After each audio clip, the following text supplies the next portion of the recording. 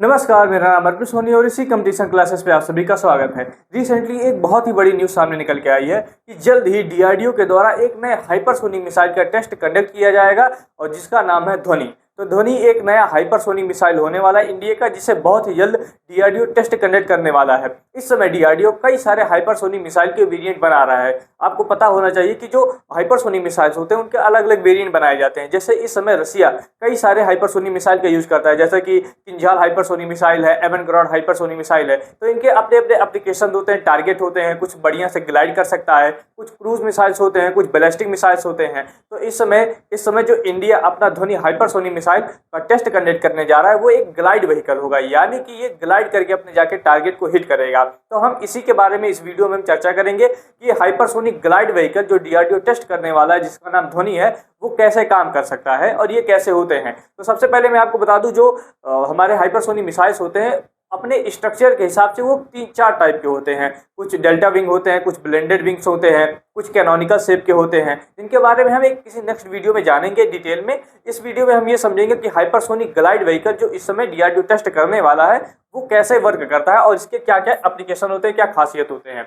अगर हम मिसाइल की बात करें, मिसाइल स्ट्रक्चर में, तो जो मैक नंबर के बारे में आप सबको पता होना चाहिए। जो साउंड की स्पीड होती है, अगर उससे कम कोई ऑब्जेक्ट चलता है तो उसको सबसोनिक कहते हैं। साउंड की स्पीड से अगर कोई तेज ज्यादा चलता है तो उसको हम सुपरसोनिक कहते हैं। और साउंड की स्पीड से 5 गुना से ज्यादा जो चलता है उसे हम कहते हैं हाइपरसोनिक। तो साउंड की स्पीड को हम मैक नंबर में कैलकुलेट करते हैं और जो मैक नंबर में ज्यादा होता है 5 से, तो वो होता है हाइपरसोनिक मिसाइल। और जो मैक नंबर यानी कि साउंड की स्पीड से कम होता है उसे हम कहते हैं सबसोनिक मिसाइल। और जो सुपरसोनिक मिसाइल होता है वो साउंड की स्पीड से जस्ट ज्यादा होता है, एकदम रेपिडली। जैसे कि हमारा ब्रह्मोस क्रूज मिसाइल है, तो जो ब्रह्मोस क्रूज मिसाइल है उसका स्पीड है वो सुपरसोनिक स्पीड पे ट्रेवल करता है। तो इस तरह से मिसाइल को अलग अलग कैटेगरी में डिवाइड किया गया है।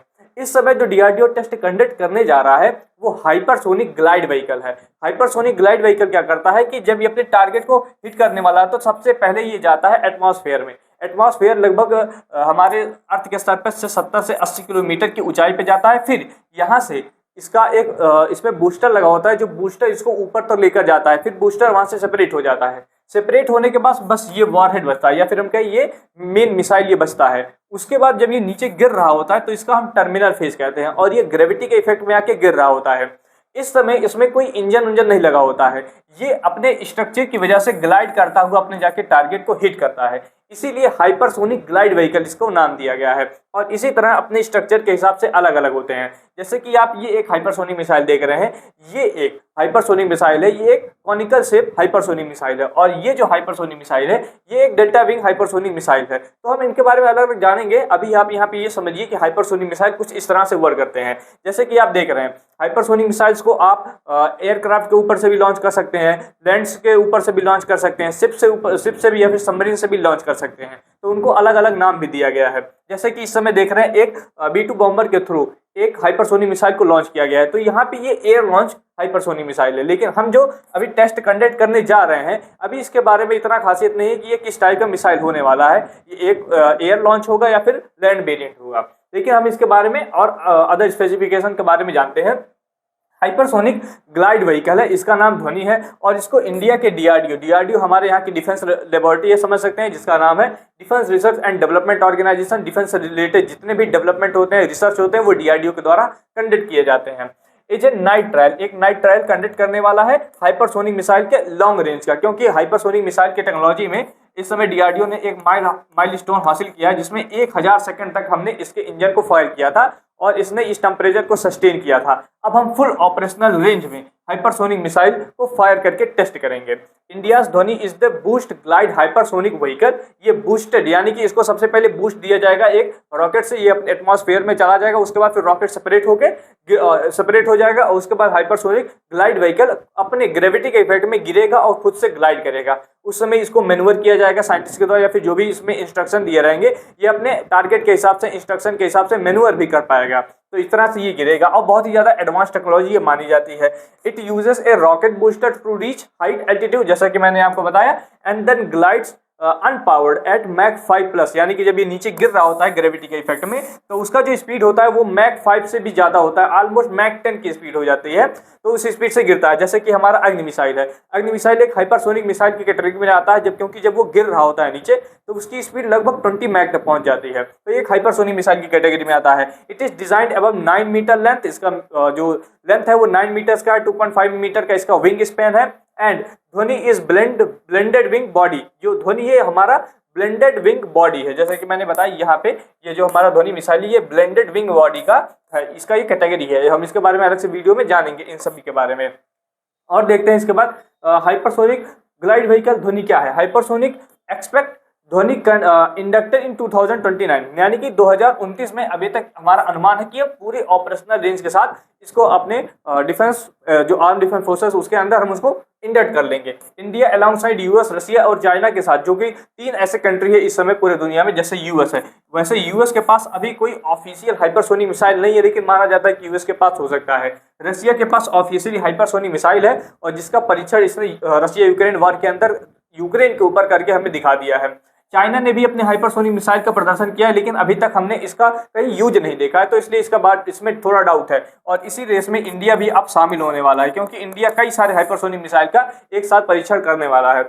Its manoeuvrability and speed make it highly invasive against missile defence. जो हाइपरसोनिक मिसाइल होते हैं वो इतने स्पीड पे चलते हैं कि उनको कोई डिफेंस मिसाइल या फिर इंटरसेप्टर्स उनको रोक ही नहीं पाते, उसको कैप्चर ही नहीं कर पाते। अगर उसको डिटेक्ट भी कर लेते हैं तो उसकी स्पीड इतना ज़्यादा होता है कि कोई भी डिफेंस सिस्टम उसको रोक नहीं पाता। इसलिए हाइपरसोनिक मिसाइल बहुत ही ज़्यादा लीथल माने जाते हैं। अब आप सोचिए, अगर ऑपरेशन सिंदूर में हम एक हाइपरसोनिक मिसाइल का यूज किए होते तो हमें पाकिस्तान के किसी भी एयर डिफेंस सिस्टम को ध्यान में रखने की जरूरत ही नहीं पड़ती, हम लगातार मिसाइल मार के उन्हें तबाह कर सकते थे। तो हाइपरसोनिक मिसाइल इतने ज़्यादा खास होते हैं। सॉरी, हाइपरसोनिक सिस्टम कैटेगरीज, तो हाइपरसोनिक सिस्टम के अपने अलग अलग कैटेगरी होते हैं, जैसे हाइपरसोनिक बूस्ट गाइड होता है और उसके बाद जैसे इस तरह से गिरता है। इन सभी के बारे में मैं एक अलग से वीडियो बनाऊंगा, उसके बाद आपको बताऊंगा थोड़ा डिटेल में, क्योंकि ये बहुत ही ज़्यादा कॉम्प्लेक्स एक समझिए कॉन्सेप्ट है, तो इन सभी के बारे में एक बनाऊंगा। उसके बाद फिर आता है एयर लॉन्च बैलिस्टिक मिसाइल, ये भी हाइपरसोनिक मिसाइल का एक वेरिएंट होता है। और उसके बाद होता है हाइपरसोनिक बैलिस्टिक मिसाइल, जैसे कि हाइपरसोनिक बैलिस्टिक मिसाइल हमारा कौन सा है, हमारा अग्नि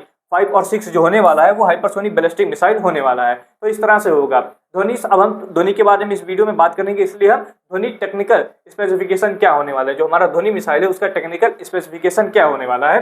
तो अवेलेबल इंफॉर्मेशन के हिसाब से अगर हम बताएं तो सजेस्ट करते हैं कि जो ध्वनि होगा वो एक इंटर कॉन्टिनेंटल रेंज का बैलिस्टिक मिसाइल होगा, यानी कि हाइपरसोनिक मिसाइल होगा। तो इंटर कॉन्टिनेंटल रेंज क्या होता है, जो एक कॉन्टिनेंट से दूसरे कॉन्टिनेंट में जाके मार कर सके उसको इंटर कॉन्टिनेंटल रेंज का बैलिस्टिक मिसाइल कहते हैं। जैसे कि हमारा जो कॉन्टिनेंट है एशिया, अगर एशिया कॉन्टिनेंट से हम अमेरिकन कॉन्टिनेंट में जाके मार कर सकते हैं ऐसा मिसाइल बना दे तो उसको कहते हैं इंटर कॉन्टिनेंटल रेंज के बैलिस्टिक मिसाइल। तो ये हमारा हाइपरसोनिक मिसाइल होने वाला ये इंटर कॉन्टिनेंटल रेंज का बैलिस्टिक मिसाइल होगा।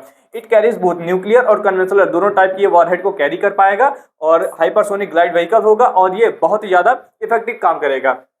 Compare to existing missile, Dhvani's glide manoeuvrability is key advantage, क्योंकि जो भी अगर आप एक कोई मिसाइल बनाते हैं तो अगर उसमें मैन्युअलिटी बहुत ज़्यादा है, यानी कि ये मैन्यूवर कर पा रहा है अपने मिड फ्लाइट में, तो ये समझिए कि बहुत ज़्यादा एडवांस हो जाएगा वो मिसाइल, उसको कोई जल्दी चेंज नहीं कर पाएगा। It can change course in flight and reduce enemy reaction time and complication interception, क्योंकि ये बहुत स्पीड में आ रहा होगा तो रडार के द्वारा इसको पहली बार तो डिटेक्ट नहीं कर पाएंगे, और जब अपने इनमी को हिट करने वाला होगा तो हो सकता है इसको रडार डिटेक्ट कर ले, लेकिन इसका स्पीड इतना ज़्यादा होगा और ये ऐसे मैन्यूवर करेगा कि हमारे दुश्मन को रिएक्शन करने का टाइम ही नहीं देगा और वहाँ पे जाके स्ट्राइक कर देगा, उसको हिट कर देगा। तो इसीलिए बहुत ही ज़्यादा इंपॉर्टेंट माने जाते हैं। तो इस तरह से एक मिसाइल लॉन्च होता है। और हम बात करें वॉरहेड एंड रेंज की, इसके में जो वॉरहेड होगा जैसे मैंने आप बताया कि न्यूक्लियर और कन्वेंशनल दोनों टाइप के वॉरहेड को ये कैरी कर सकता है। Dhvani can deliver large warhead and एरासिस believe it can payload 2000 kg, यानी कि ये अपने साथ 2 टन का पेलोड कैरी कर सकता है। यानी कि अगर 2 टन का कोई हम न्यूक्लियर वॉरहेड इसमें इंस्टॉल करके किसी देश के ऊपर या फिर किसी जगह पे हमने इसको मार दिया है तो समझिए कि वहाँ पे पूरी तरीके से तबाही मच जाएगी, वहाँ पे कुछ भी नहीं बचेगा। तो ये इतना ज़्यादा ये पावरफुल और इतना ज़्यादा लीथल मिसाइल होने वाला है। Indeed Dhvani's class of missile is usually dual capable, ये डुअल कैपेबल होते हैं। It range likely exceed 5000 kilometre, क्योंकि मैंने बताया एक इंटरकॉन्टिनेंटल रेंज का बैलिस्टिक मिसाइल होने वाला है, and making it comparable to intercontinental range ballistic missile in reach. In short, Dhvani would enable India's strike distance, हमारे देश का स्ट्राइक डिस्टेंस ये बढ़ा सकता है। इंडिया का जो डिटरेंस है, न्यूक्लियर डिटरेंस है, ये उसको भी और ज़्यादा मजबूती प्रोवाइड करेगा। ये हमें सेकंड स्ट्राइक कैपेबिलिटी भी प्रोवाइड करेगा। हाइपरसोनिक व्हीकल टाइप्स और इनके प्रोज और कॉन्स क्या होते हैं, क्योंकि हाइपरसोनिक अगर मिसाइल है तो सारी उसमें अच्छी बातें नहीं हो सकती, उसमें कुछ कमियां भी होती हैं जो हमें ध्यान में रखना चाहिए। तो अगर हम बात करें तो जो बूस्ट ग्लाइड व्हीकल है हाइपरसोनिक, इसके प्रोज क्या है कि ये एक्सट्रीमली हाई स्पीड पे चलते हैं, यानी कि इनका जो स्पीड है 5 मैक से ऊपर होता है। एंड साथ ही साथ ये मिड फ्लाइट में मैन्यूवर कर सकते हैं, यानी कि अपना पथ चेंज कर सकते हैं। तो इसलिए ये इसका एक प्रोज कहलाता है hard to intercept due to their low curve trajectory, क्योंकि ये बहुत ही ज्यादा कर्व ट्रेजेक्ट्री नहीं बनाते हैं। जब ये ग्लाइड करते हैं तो ये ऐसा ऐसा करके नीचे आके ग्लाइड कर देते हैं, तो इसलिए इनको ट्रेस नहीं कर सकते कि ये कहाँ पे जाके एग्जैक्टली लैंड होगा, कहाँ पे जाके अपने टारगेट को हिट करेगा, ये आप प्रिसाइसली बता नहीं सकते। अगर हम इसके कॉन्स की बात करें तो it require a very large booster, क्योंकि हमें सबसे पहले इसको 80 से 90 किलोमीटर ऊपर लेकर जाके तब इसको हमें छोड़ना पड़ता है। तो इसके लिए हमें एक बहुत ही बड़ा बूस्टर की जरूरत पड़ती है, जिसमें बहुत ही ज़्यादा खर्चा आता है। साथ ही साथ जो हाइपरसोनिक मिसाइल जब नीचे गिर रहा होता है तो इसका नोज, जैसे कि जब ये गिर रहा होगा तो इसके नोज पे एयर रेसिस्टेंस की वजह से बहुत ज़्यादा फ्रिक्शन लगता है। तो इसके फ्रिक्शन की वजह से टेम्परेचर इसका 2000-3000 डिग्री सेल्सियस तक पहुंच जाता है। तो हमें एक ऐसा मटेरियल, एक ऐसा कुछ मटेरियल चाहिए या फिर इसके ऊपर ऐसा कोई कोटिंग करना पड़ेगा जिससे ये इतने हाई टेम्परेचर को सस्टेन कर सके। तो इसलिए इसके कुछ कॉन्स हैं।